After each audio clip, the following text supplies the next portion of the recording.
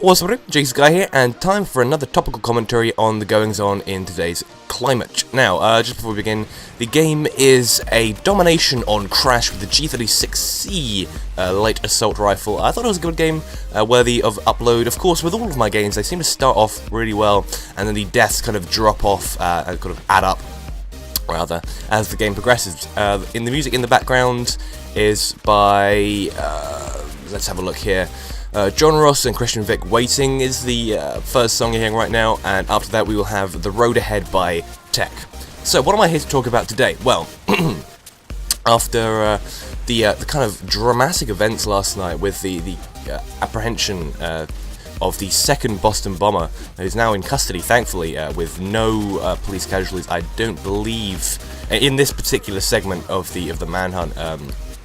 Of course, there was the guy, the police officer shot at MIT, and of course condolences to all of those affected, and big props to the police and law enforcement agencies, the hostage rescue team, the FBI, for actually they managed to track down this guy from a crowd of hundreds in less than 24 hours. You know, when you watch, have you ever seen the program 24, and you think, how the hell does all that stuff happen in one day? And that's how it would appear, with a whole bunch of people working together to try and find the one guy. So I'm just glad that it's all over, and God, it's been a bad week for America, especially with the explosion in Texas. That was vastly, that was the biggest explosion I've ever seen. That was craziness.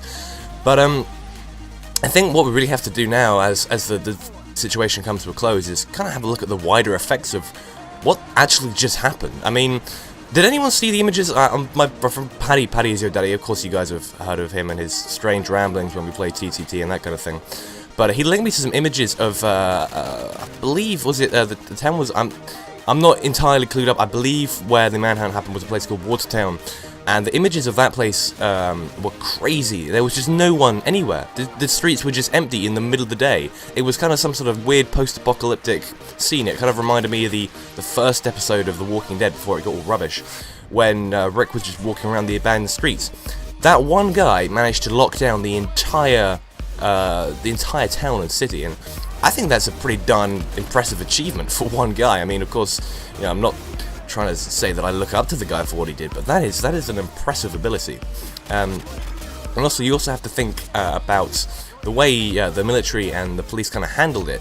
It's almost kind of, to me, I felt it was a slightly scary way of doing things. You know, house-to-house searches. I think they had the entire, of course, they had the entire place locked down with choppers around, and it almost seems to me to have kind of some semblance of a military or police state, almost. I don't know if I feel comfortable with that, because they were going house to house. I think, I don't know how things work, but when you see it in TV, they always ask for a warrant, and I don't know if they had warrants to search every single one of those houses.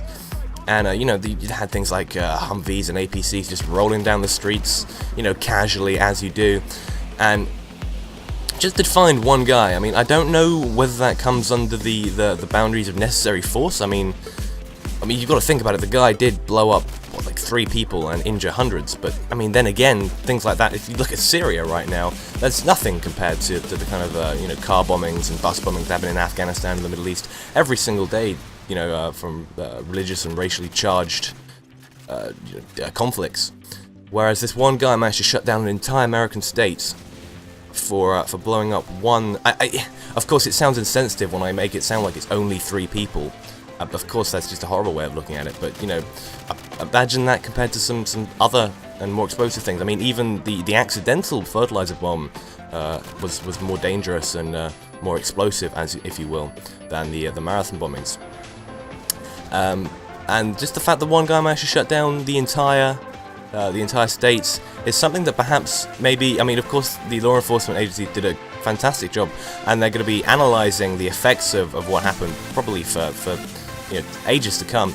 And when it comes to you know, a debrief, a post-op, you know, kind of rundown of how well they did, I think there might have to be some thoughts given to just the massive overkill that they used. But still, One final thing I wanted to cover was the false flag suggestion. If you don't know what a false flag op is, it's when the government or military uses the guise of, most often cases, terrorists to get their own way. It's kind of a hard thing to explain. Let me put it more simply. The government pretends to be terrorists and does something to its own population to try and affect the way they think. And this isn't a new idea. I mean, sorry, this isn't just, a crazy conspiracy theory. There were, in the late 70s, government proposals to blow up an American town, of course declassified due to the way classified information works, to blow up an entire town and blame it on, I think they wanted to get some new gun laws or explosives laws passed, or to make some particular ethnic group look bad. So this is not a new idea, and it has been proven before.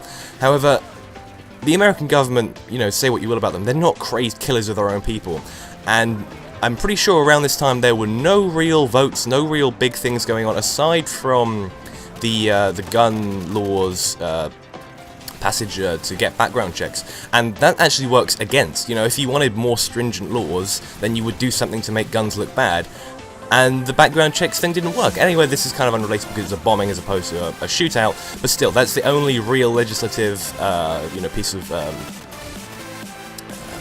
court work, a suit, lawsuit, I don't even know how to put it through, a proposal that's going on right now. The only thing I could wrap my little head around was if they had used drones in somehow to kind of track the guy down, because Obama had a massive backlash over, increasing the capability of drones, especially against their own citizens. I think drone capabilities now are much, much higher for, operations above American soil. I think they kind of passed it under the guise of being more effective at, international threats, and, mainly, of course, dealing with the Middle East, because that is the hot topic right now. But I don't think that was part of it either, so, they have no real reason to blow up their own people, and so that's why I don't think it was a false flag. Also, they probably wouldn't have used such, overkill with the necessary force if it had been. So, that's just my 2 cents on the entire thing. If you have another opinion, then please tell me in the comment section below. I would love to have some discussions with you guys about this. This is just my opinion. I've been Jakey's Guy, and this has been Call of Duty 4 Modern Warfare.